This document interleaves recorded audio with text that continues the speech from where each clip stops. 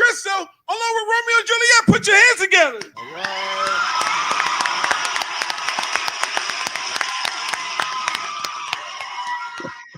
Juicy. Another Sunday right here. I know the NFL is over. Basketball, we had the All-Star weekend, but we got another All-Star today. We got Travis, man. Travis. How do you know Travis, man? Travis, what is your official title with Altadis USA? It's like way too long. It's the National Education Manager, and no, I did not come up with that one. Because it really just means I'm the biggest cigar nerd in the company, and I get to teach people. So.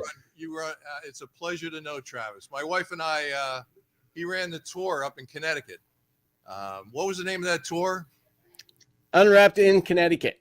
Unwrapped in Connecticut, which is a great tour of the Connecticut broadleaf fields up in Connecticut. And who would have thunk that they got major fields up there where they grow Connecticut broadleaf wrapper. And Travis is an absolute expert from the inception of the seed in the ground to when they cut down the plant. And my wife got that machete. I treat her with all due respect now. With that machete. I saw Joanne wielding that machete, and I got a whole new respect for Joanne. Exactly. That's awesome. But it's a pleasure to know Travis. Thank you very much for taking the time out on a Sunday. I'll call Javier and make sure you get comp time. He's making it up to me this week by sending me to the Dominican, so I'll be okay with doing this. There's plenty of compensation. Well, yeah, as you well know, we're a Montecristo cigar lounge for going on 12 years, and we're proud of it. We love We're glad to have you. Thank brands, you. And we're looking forward to. Let's pass the torch. Let's first hit Kevin. Let's get Kevin. What's your favorite Montecristo or Romeo? And then we'll go to Nard, and then we'll go to the ace photographer Solo over here. All right, it's a funny story, man. About 3 years ago, 2.5 years ago, when COVID first started, I walked in here, and a lot of times Goose was at the front. Goose Montecristo, shameless plug, 250 West Ridge Pike, Royersford or Limerick, PA 19468. Just in case you need, to know the address. He was like, by now. What the, he asked me, he's like, what kind of cigar you smoked? And I was like, I don't know, because COVID had just hit. I was looking forward to get a nice cigar. Goose and I didn't have that type of relationship yet. I mean, we're brothers now. You look, 3 years later, 2.5 years later. But anyway, Goose was like, it doesn't matter. You're going to smoke Montecristo. Here, and he threw a pack at me. And every day since. So right now, I'm smoking the classic series of Montecristo. That's one of my favorites. Also, I love to represent the brand. It's a great smoke. It's a smooth smoke. And it's absolutely my favorite. Nard, what about you? Hey, man. Today I'm having Romeo and Juliet 1875 Reserve Rail. Okay. Solo. Oh, man. Right now I'm enjoying the Platinum Series Montecristo with the whole line from the Romeo and Juliet, the 1875 to the White Series as well, the Anniversary Series.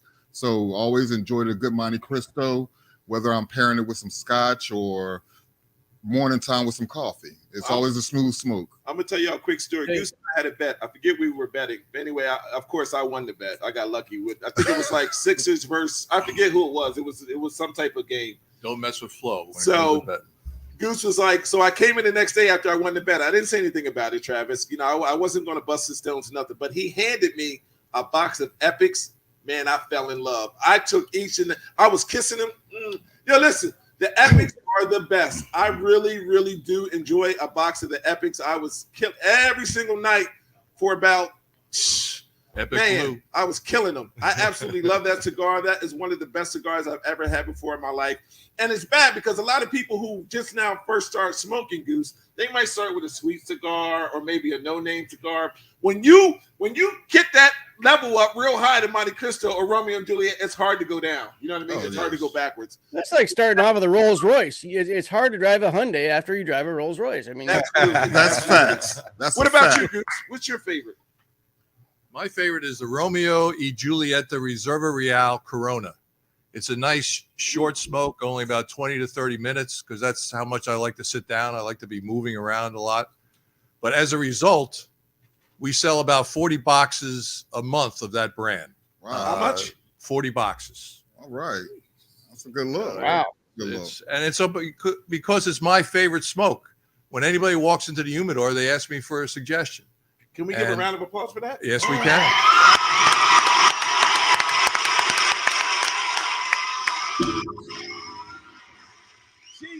Now, I must comment on the gentleman to your left who is smoking the Monte Platinum. Now, I tell you, there's that one tobacco that's in there that is one of my favorite. In fact, it is my favorite filler leaf. Can anyone tell me what that unique tobacco is in the filler? That's Okay. usually If you love. can't get it, it's okay. Most people can't. It's Peruvian. There's actually Peruvian leaf in the filler on that, and you don't see many manufacturers that have the ability to use Peruvian or Okay. let alone get this type of Peruvian. That's It's very awesome. unique. No, it's wonderful. It's so smooth, adds a Absolutely. little body to it, but it just adds a lot of character to it. And we only make a couple of brands with that Peruvian leaf, but you're smoking one of them. All right. Wow. All right. See, I'm special. Well, Yes, you are. Solo. Yes, you are. I don't know how special, but we'll Well, roll with thanks that. for the education. Well, this is between you and me, Travis. So we'll keep it there. Don't let these other guys, talk and call me special.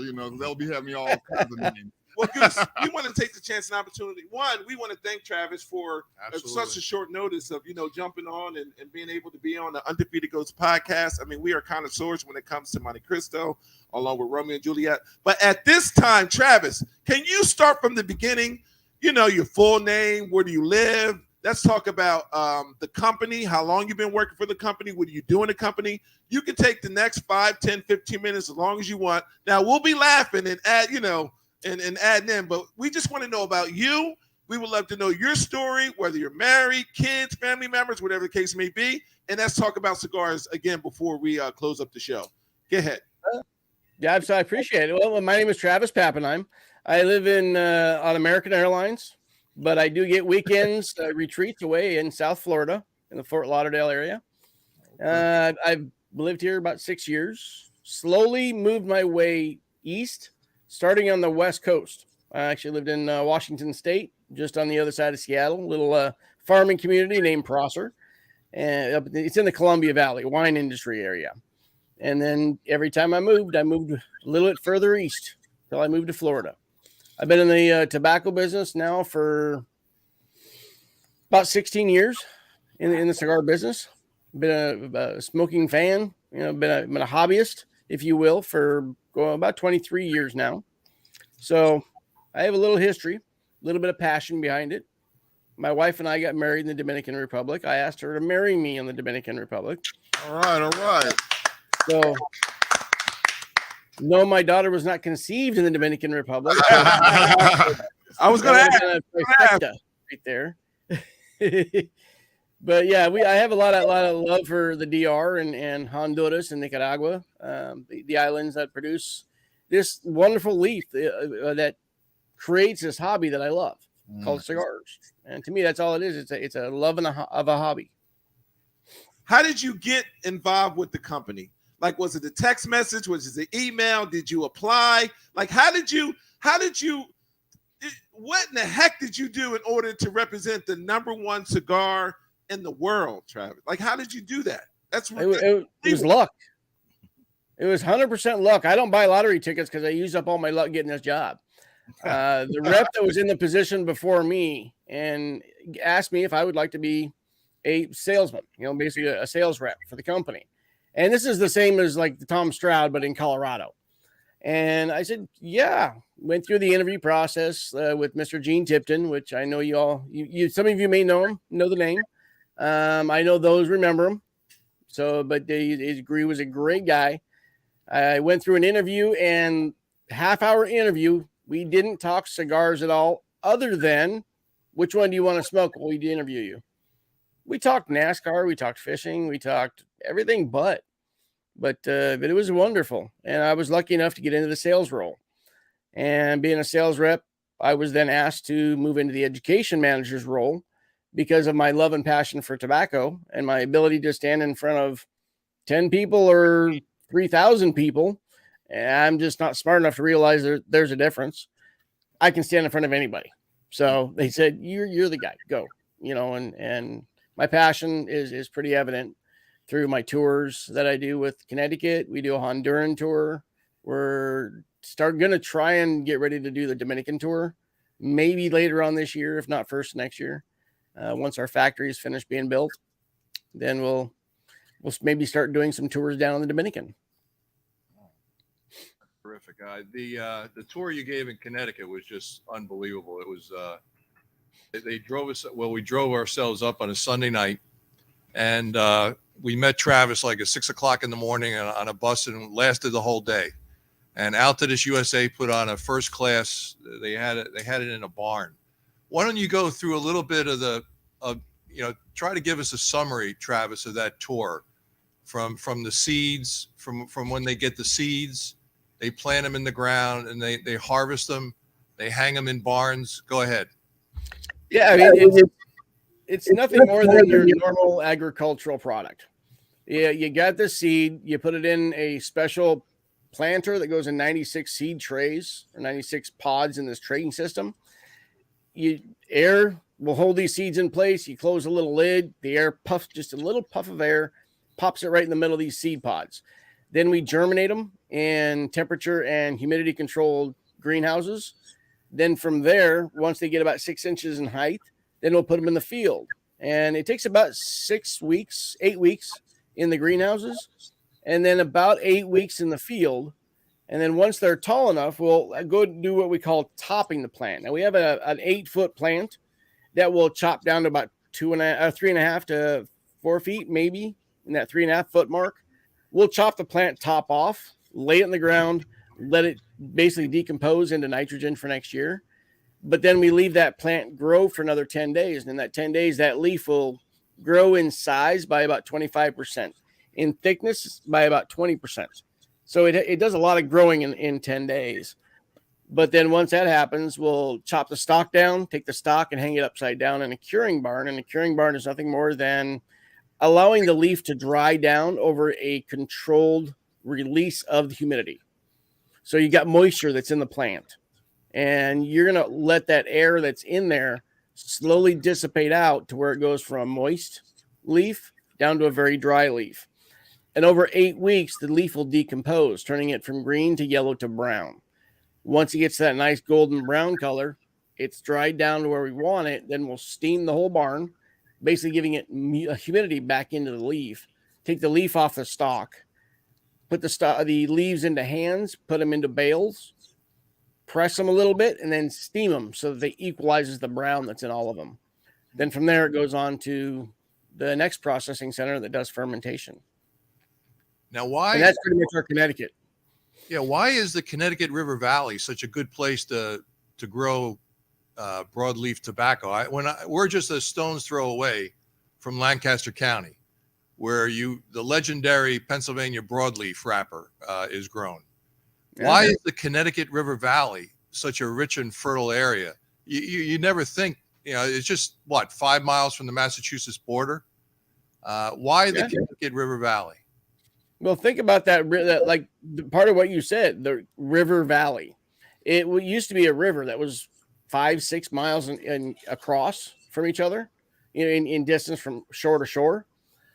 Everything flows down the river and everything settles as it's coming downriver.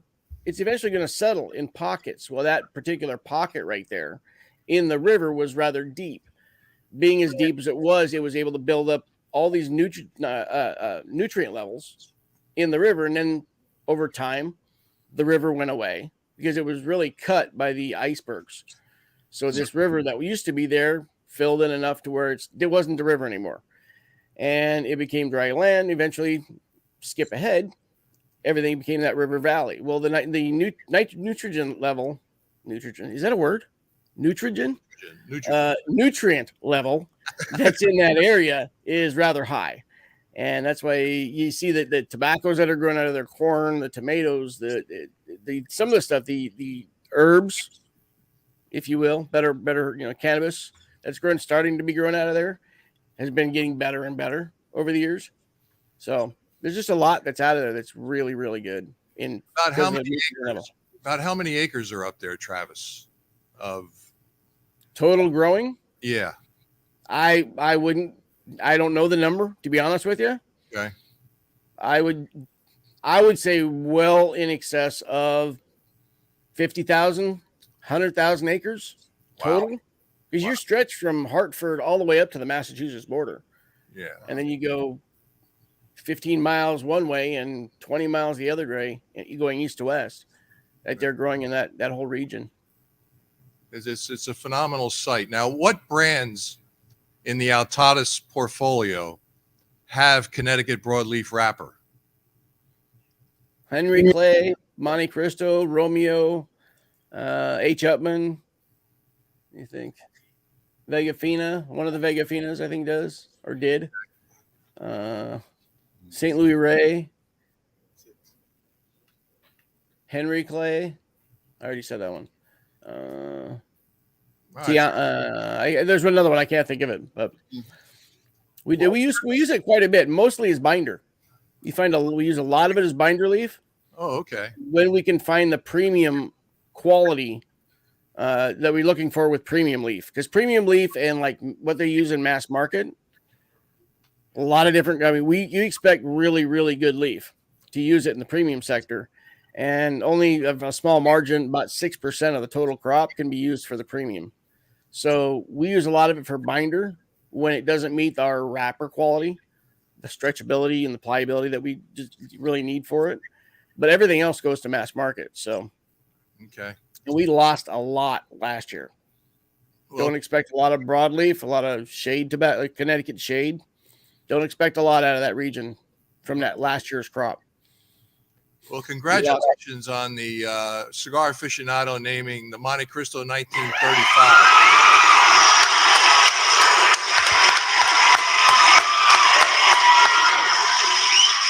That's awesome. That is awesome. I know, right?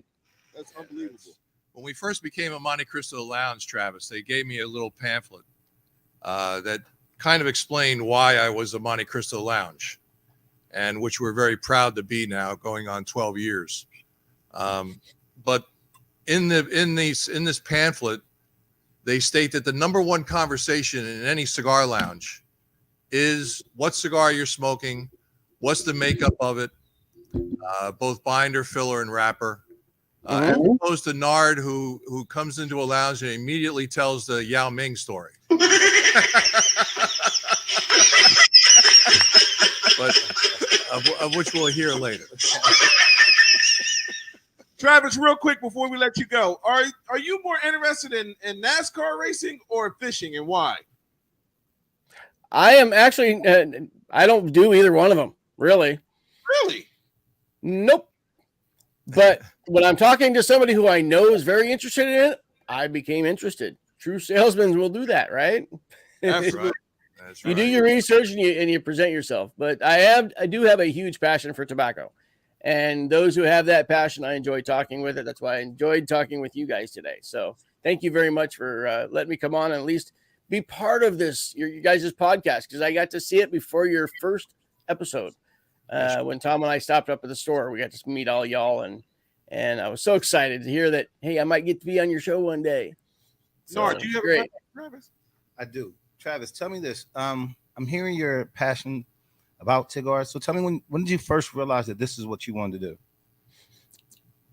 Yeah, the year had to have been. I graduated high school, eventually went to Vegas. I want to say it was like 97. And what it was it was my first cigar, believe it or not. And I was asked when I used to be a butler for the Rio Suites Hotel. And I also did a second job because I was bored and single, and what else you got to do? Let's go to work. And I was working in this little retail store in New York Hotel Casino. And they had a humidor, a bank of humidors in there. And they said, Travis, you're the only guy that works in the store. Would you be willing to take this on, learn about them, work with the humidor and teach everybody about it? I'm like, I've never smoked a cigar, so I don't have a clue. Can you ask one of the reps to come up and talk with me? It was a competitive cigar company, and from what I'm working now, but he came up and he spent like 2.5 hours with me, sat and had a cigar. And said, Travis, let's smoke a cigar together. I'll teach you a little bit about it. Well, he taught me the love of what that leaf is and the people you get to meet and the sociability and just the fun that cigars have created in my life. So that's how I became passionate about cigars and tobacco. And then I just fell deeper as time went on. Solo. Well, Travis, after listening to you and getting to meet you, you know, where we are right now, you can definitely see why they tapped into you to be the educational manager, because you gave all of us, well, I know for myself, a whole lot of education today when it comes to the wrapping, the binding, and everything else. And that's great. My question to you is, I heard you say you don't do NASCAR, you don't do fishing or anything. You're down there in lovely Florida. Are you a golfer by chance? And if you are you on a golf course and with the cigars? And I love to play golf, but I find that, as I said earlier, was I do live on American Airlines. I do spend a lot of time on the road. okay. So I don't get to, I guess, spank whitey as much as I'd like to. Mm-hmm. I don't get to chase that little ball down the short grass or the long grass, depending on my game. But when I'm here, I spend a lot of time, and I believe it or not, it sounds really weird, but I come from the agricultural side of life. I grew up in the ag life, on tractors and helping the farmers out and dairy farms, yada, yada. So I actually go out and enjoy mowing my own grass, trimming the hedge, you work in my yard. And then when I'm not doing that, I enjoy building cars. Buy an old car, buy a frame, marry an old body up to a frame that wasn't meant to be, maybe buy a motor that wasn't meant to be in there and that's putting out 1,000 horsepower and build something. It's for me, it's the mechanical and getting things that are not supposed to work together and just making something unique and fun. That's cool. That's cool. Yeah. So I enjoy cars, love cars, just not NASCAR. Yeah. I mean, I can only watch a car turn left so many times. I respect those that love NASCAR because there is some fun behind it. But I'm like John, I can't watch it for too long. Travis, quick question. I mean, I know that you've been with the company for a long time. Is there anything new coming out? I know this is only first quarter 2022. Thank goodness. Is there any other new maybe series or brands and stuff that we should be looking out for? I knew it. Go ahead, sir. I apologize. I see it. Okay. H. Upman, baby. Can you please explain and tell us all about it? Like almost like we're smoking it. What type of cigar it is, what type of pull, what type of smoke, anything and everything that we can go and kind of, wet our palate, pause, as you're talking about. Yeah, pause. Let me ask you, who in the industry is the rock star when it comes to rolling and manufacturing right now? Oh, Goose. Definitely Goose. Goose is the biggest rock star this side of PA. I mean, he's awesome. Everyone has to I mean in the rolling and manufacturing of cigars. Okay. Who manufactures cigars now that everybody's looking for, and that people go, once you say his name, you're going to go, oh, yeah. AJ Fernandez, right? Oh, yeah. Yes.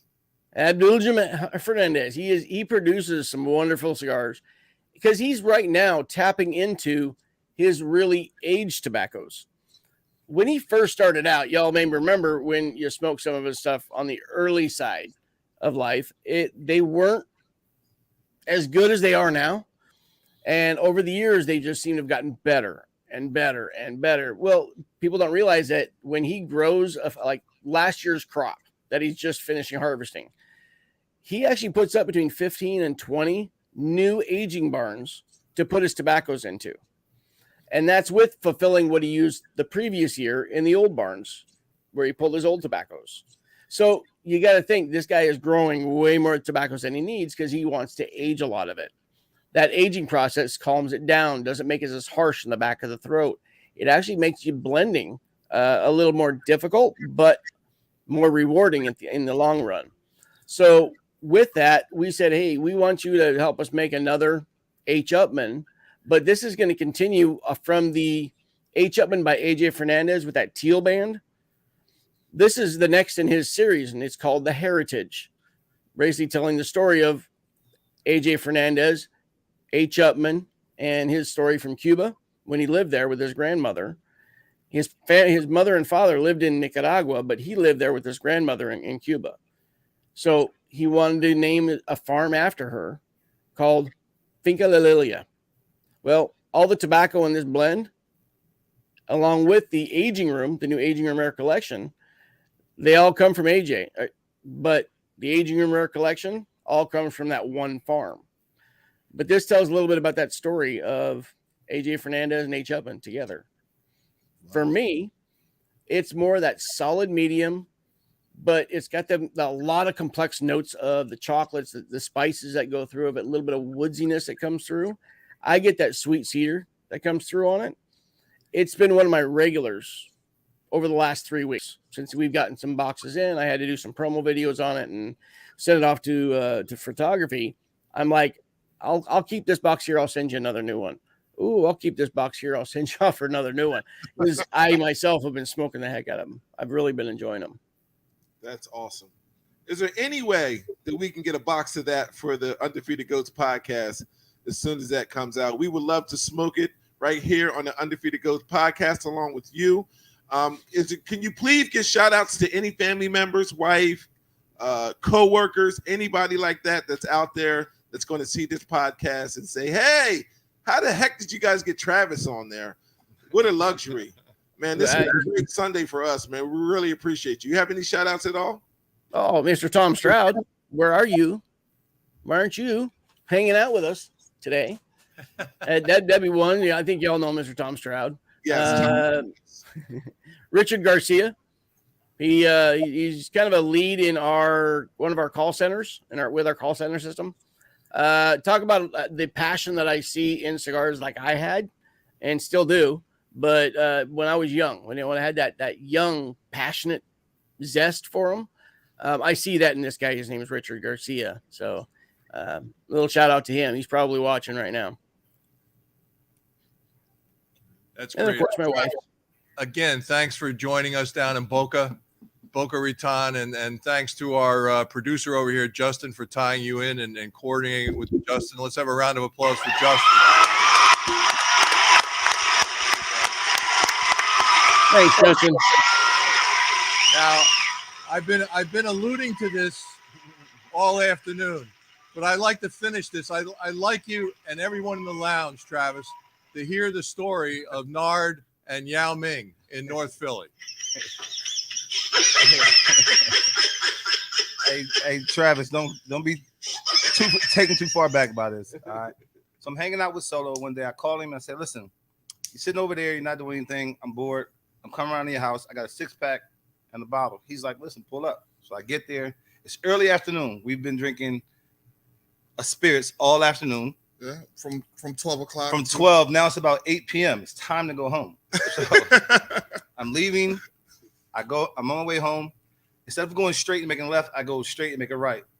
In the midst of this right-hand turn, I bump into this van, and I swear to goodness, it was Yao Ming. He gets out of the car. I bump his van. He gets out. And I'm like, oh, my God, that's Yao Ming. So I think he's pissed off, though, because I just bumped his car. So throw my hands up, asking for forgiveness, and we move on. I don't know why I was going to the right anyway. I should be going straight into the left, but that's the gist of the story, Travis. Travis, just in case you don't know, Yao Ming is 7'2". Yeah. So if you can see a 7'2" man jumping out, he thinks he's all big and bad, because he lives in a certain part of the city. When he sees a 7'2", is he from China? Is it China?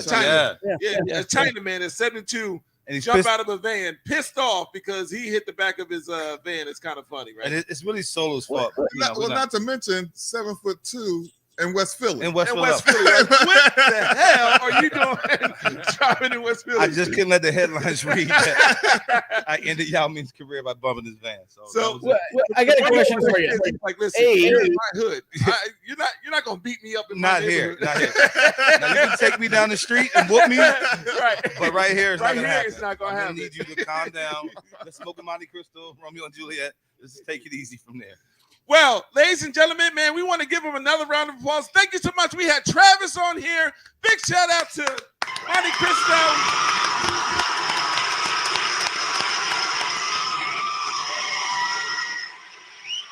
Thank you, everyone, so much for coming out, man. We have a whole studio audience, man. We'll see you guys on the other side. One more time right here. It's the Undefeated Goats podcast with Travis. Shout out to Romeo and Juliet. Shout out to Montecristo. We'll see you guys on the other side.